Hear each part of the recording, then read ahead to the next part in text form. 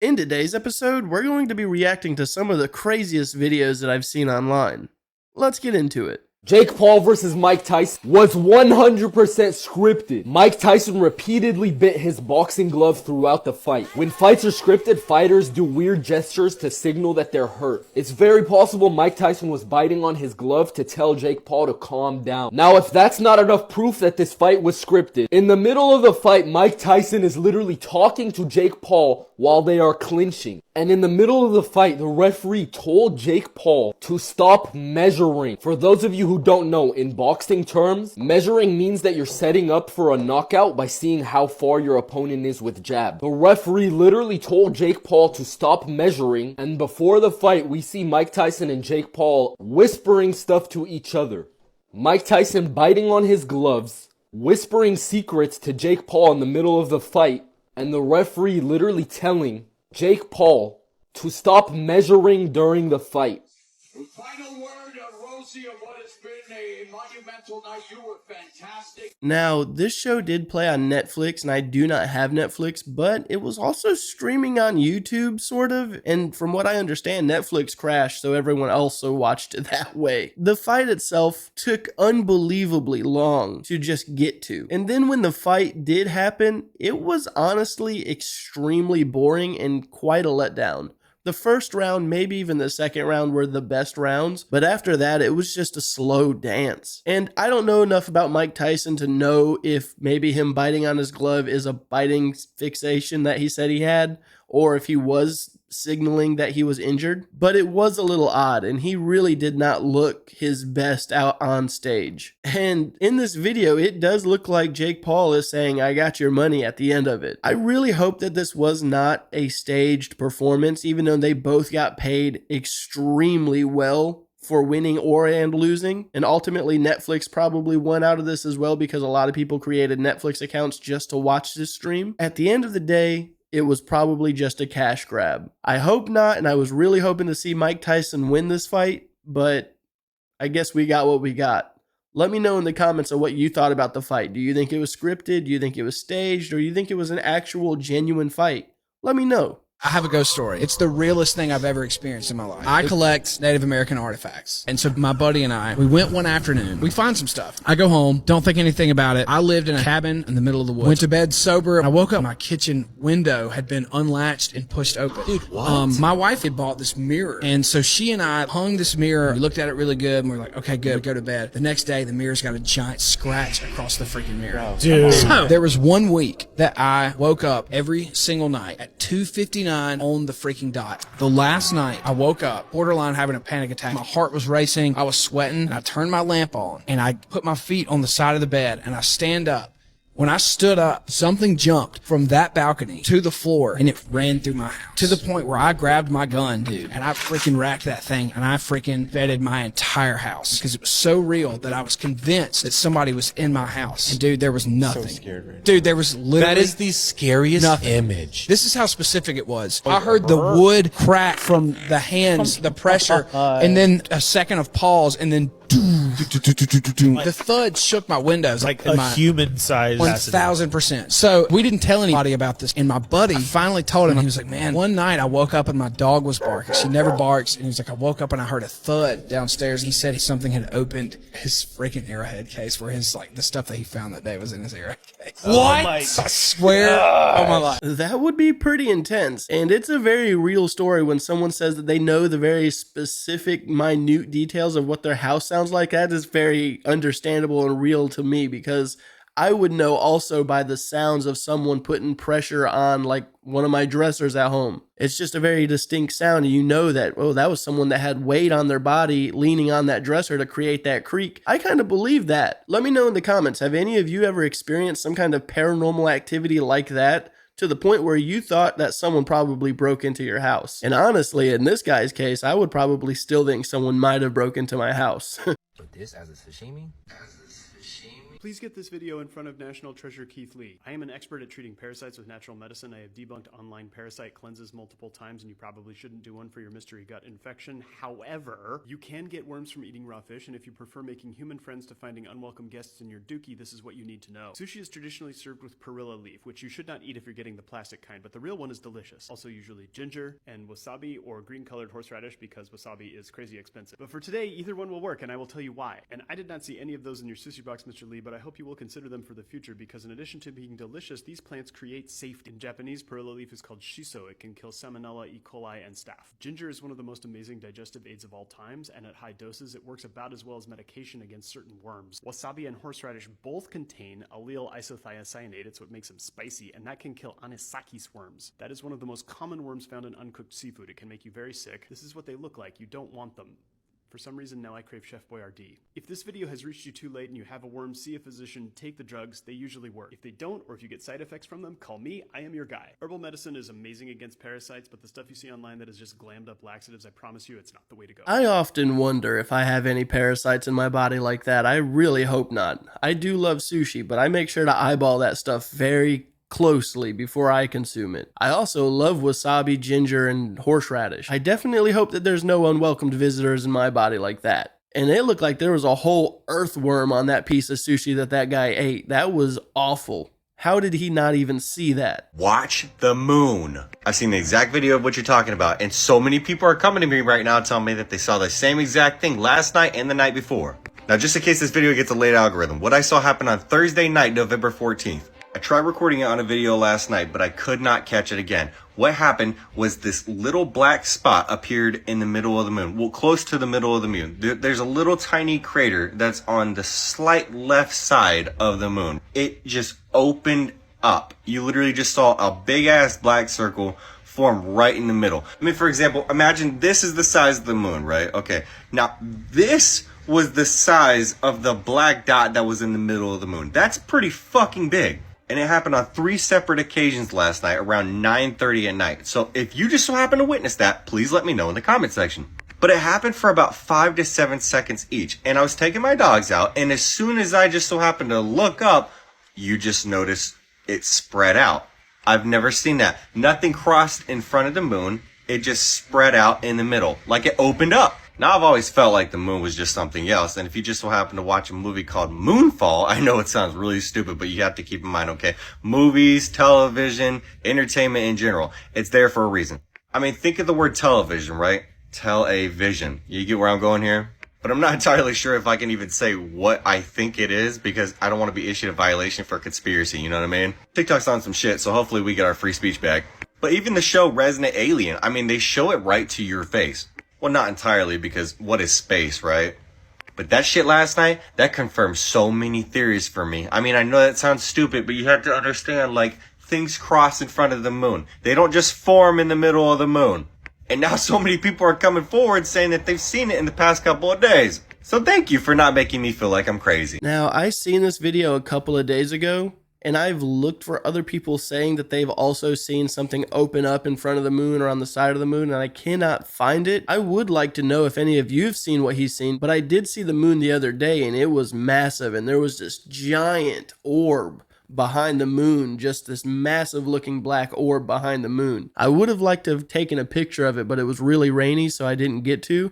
But I did have a subscriber say if I seen that, and I definitely did. Hey, if you have not done so already and you're enjoying the show, go ahead and like the video. And if you're new to the channel, subscribe. For anyone that's watching and or subscribed, thank you so much for watching, and thank you for being subscribed. I would also like to give a special shout out to all the members that you currently see on screen now for being an active member on my channel. So thank you all for being an active member. And if anyone's interested in becoming an active member to further support my channel, it is 99 cents a month, and with that it includes emojis of my face that you can use in the comments of my videos and live streams. Also, when I upload a video to YouTube, it just immediately comes out for you to watch if you're a member. Normally my videos come out at 9 a.m. Eastern Standard Time, but when you are a member and I upload that video to schedule it to be uploaded at 9 a.m., you just immediately get access to it. You do not have to wait for that scheduled upload time. So if any of that sounds of interest to you, my memberships are turned on, and again, it is 99 cents a month, and I cannot thank you enough for supporting my channel in that way. So thank you so much. These people would say when they would wake up the next morning, their tent would be outside of the circle and they wouldn't even realize. While they're still inside the tent. While they're still inside the tents. There is this place that people believe the devil goes and visits. It's in North Carolina and it's really deep in these certain woods. Pretty much no animals will go by this area. No plants will grow by this area. Anybody that goes over there, they won't be there long. Really? Yes. I didn't even believe this until I looked it up myself. It is a 40-foot circle of literally like barren wasteland. There's nothing around there. Just dirt. Just dirt. Nothing can grow there. They call it the devil's tramping ground. What people have said for years is that the devil goes and just walks around that area every night and he leaves the ground just scorched. Like there were people that actually would put their tent in the center of that area. These people would say when they would wake up the next morning, their tent would be outside of the circle and they wouldn't even realize. While they're still inside the tent. While they're still inside the tent. And everything that they brought would be moved outside of the circle. Swear. And there's a bunch of people that have claimed of this as well. Yes. It's not just one person or a couple stories. Bro. So I don't understand that. And there were people that would go over there and be like, let's debunk this. We're going to go and plant something here. Nothing will ever grow regardless of what you try to plant. That's insane. I would really like to know what's making it so barren. Like, why isn't anything growing there? Was it doused with heavy radiation, or is there some kind of chemical waste there? Or is the devil really just walking in circles in that spot? And I also find it hilarious that people want to camp in the center of it just to try it out. I'm not gonna lie, I would kind of be one of the same people. I would want to know, if I sleep in the center of this circle in a tent and I wake up, am I going to be outside of the circle? Have any of you ever experienced this place? North Carolina is pretty close to where I live, and I've never heard of it before. This 77-year-old woman went to the bank and found out she had $1 billion in her checking account. My balance showed I had all this money in it, and it terrified me. I thought, oh my God, I've got all this money, and it's not mine. Julia Yankowski was trying to withdraw $20 from the Chase branch in Largo, Florida, when she found the mistake in her balance. It showed $999,855.94. $1 billion? Almost $1 billion. It was a bunch of nines. I can't count that high. I've never had that kind of money. Like the good citizen she is, Julia contacted the bank. What did you say to them when you called? I said, I have all this money in my bank account. It's not mine, and I'd like for you to check it and find out what's going on. The next time Julia looked, her checking account was down to where it was supposed to be, $10,000. Hey, I mean, $10,000 is still a lot of money in someone's bank account. That would be really nice to just have sitting in your bank account. I wish I had that. But could you imagine trying to go to your ATM and pull out some cash, and you look in the ATM and it says that you have almost $1 billion? My heart would probably stop. I would also probably have to see what's going on, and unfortunately the money would get taken away, but I don't think I would be scared. I would think that someone's setting me up for failure. Have you ever heard the saying, if it flies, it spies? Well, you're going to want to take a look at this video. This comes from a witness who was out on his terrace and he noticed something weird in the sky. What appears to be a seagull flying around, flashing a blue light as if it's coming from the inside of the seagull.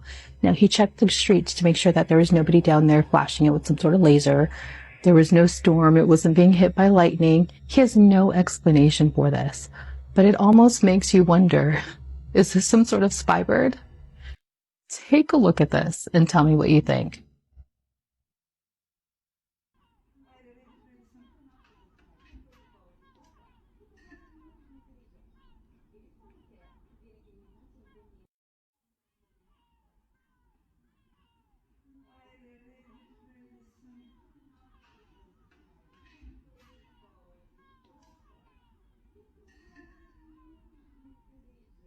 I mean, I really don't know what could be happening to that bird. It looks like there is definitely some kind of light reflecting off of it. But I don't think it's the sun because it's on the bottom portion of the bird. It's not above it. So it's a really hard one to explain, but definitely some kind of light flashing on it. Making fun of the Tesla Cybertruck feels a bit like bullying at this point, but Tesla has just issued its 6th recall for the Cybertruck this year. The Cybertruck has suffered roughly 1 recall every 2 months. Earlier in the year, you may remember its most disastrous one, which caused the accelerator to get stuck, to cause the Cybertruck to accelerate infinitely and slam into objects because they used cheap glue. You may remember the one from a couple of months ago where pieces of the trim were falling off and there were issues with the windshield wiper, both its connectivity and safety. And you might have even heard that Geico is terminating all insurance coverage of Cybertruck, saying this vehicle does not meet our underwriting guidelines.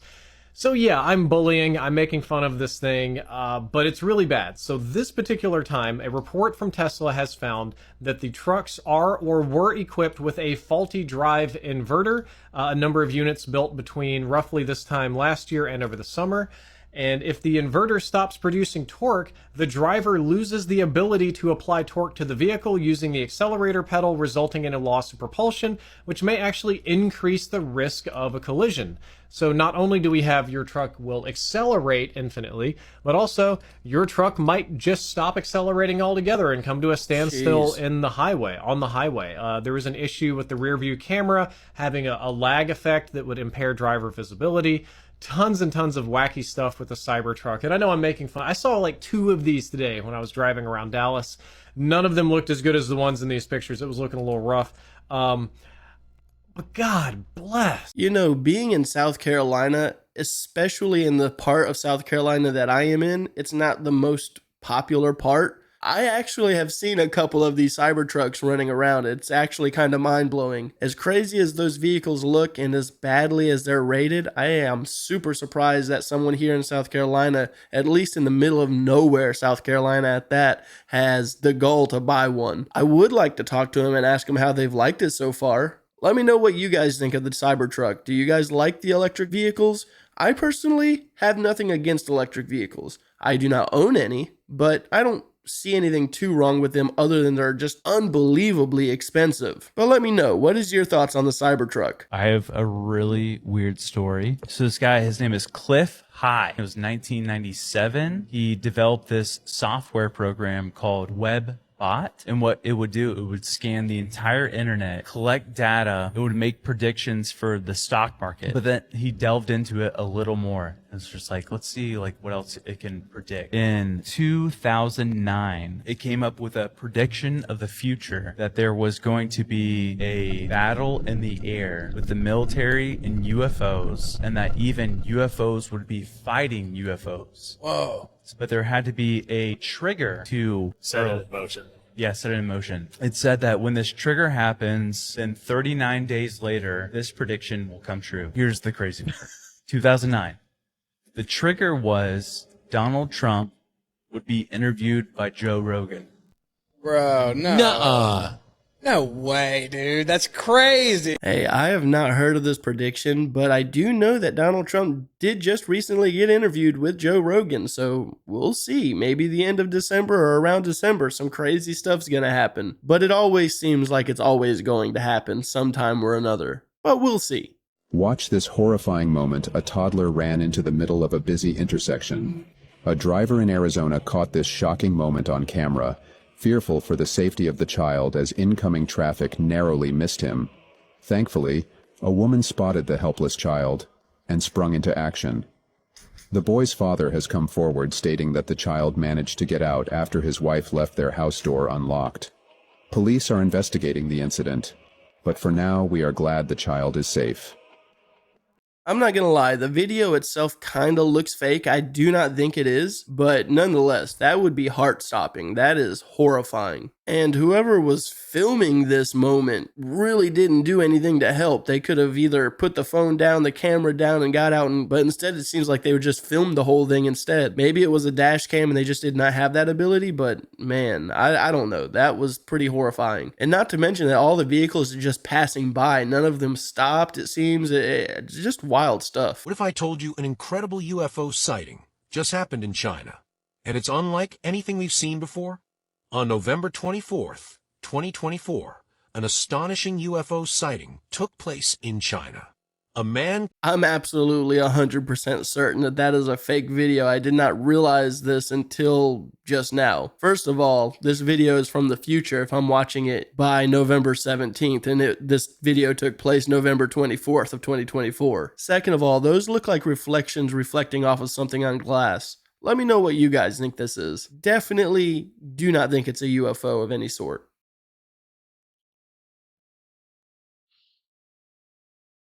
What?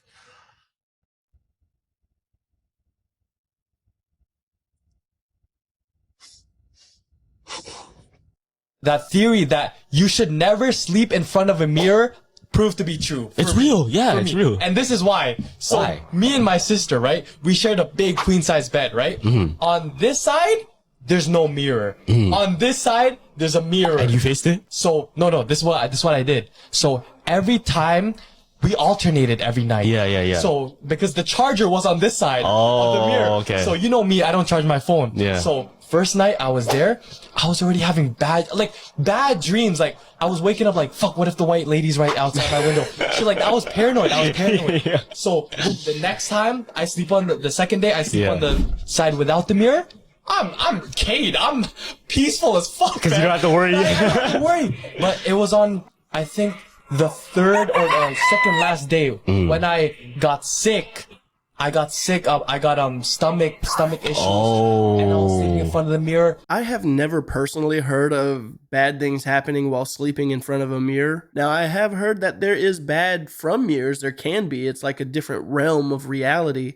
But I've never heard this one before. Let me know what you guys think about it. As some reports claim a California patient literally coughed up a lung. But tonight, we're getting a better perspective on what actually happened. Coughed up a blood clot so large it came out in the exact shape of his right lung. Now, the photo tells the story best, but we have to warn you, it is disturbing. Take a look. This is it, and you can see the unusual shape. The patient's doctor tells KPIX5 tonight the man had an extreme bout of coughing when the 6-inch clot came out. Whoa. And he agrees the case is extremely rare and a little bit bizarre. Initially, I mean, everybody was shocked, what's coming up here because it was so big. And then, when we just laid it out, we saw it was more or less a cast. The 36-year-old had a medical history that included heart failure.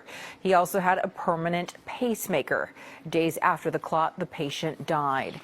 Now, doctors are looking into whether the man's prescribed blood thinning medication helped to create this huge clot. Dang, I really hate to hear that he passed away because I was hoping that this would have been a good story. You know, he had this bad coughing problem, he coughed out this blood clot, now he can breathe again because that looked like that would make life a lot better if you got it out of your system. But unfortunately, it seems like his life was lost. But man, I bet that did feel good to at least get out of the system. Google accidentally leaked a preview build of its new Jarvis AI that allows Google AI to take over your computers. This went live early on the Chrome Web Store for just a couple of hours, so a few people got to download it, play with it, at least look at the marketing before it got immediately yoinked.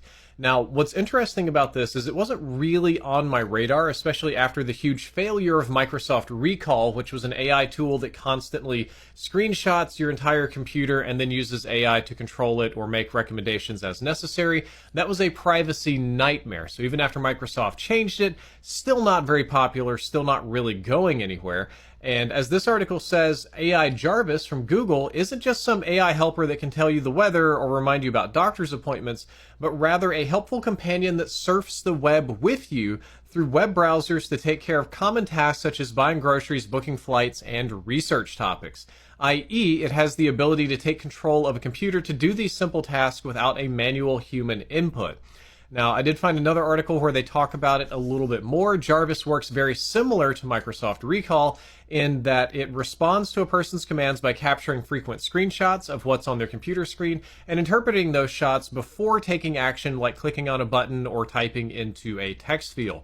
It's supposed to work with web browsers, but obviously has to make use of the computer as well. And there's a couple of other companies doing this, obviously Windows or Microsoft with its Recall, but Anthropic is basically doing the same thing by allowing Clot AI to control your PC. Now, me personally, I have a Luddite point of view about this. I don't trust these things, and I don't trust allowing Google to screenshot my PC constantly all the time any more than I trusted Microsoft to do it. And I have my skepticism that these features are actually going to be useful for the time being. So at least for this initial run, I'm going to go full Luddite and I'm going to turn all of this stuff off and absolutely never let an AI take over my computer. Until such point they advance to they're useful to me, in which case we'll reevaluate that feeling. Wow, it just seems like malware with extra steps. It's like enhanced malware. I personally do not have a use for this kind of technology. Not currently, just like Drifter said himself. I don't see any kind of functionality out of it for me. Now, for someone that might not be tech savvy, this could probably come in handy for them. If you're someone that's older or you're just not familiar with how to operate your device, you could probably talk to whatever the system is called and say, hey, how do you do this? And then it does it. That I could see the benefit for it. Let me know what you guys feel about this. I could see some benefits of it, but I guess we'll see what happens in the future with it, because I have a feeling that this is going to be integrated on a lot of different forms of technology. Phones, computers, tablets. I'm sure everything's going to have this software installed and ready to be used. So it's eventually just going to become a normal part of our lives, like Siri and Alexa. Alright guys, I'm going to go ahead and end today's video. As always, if you enjoyed any of the clips, links are in the description down below. And with that being said, have a good day.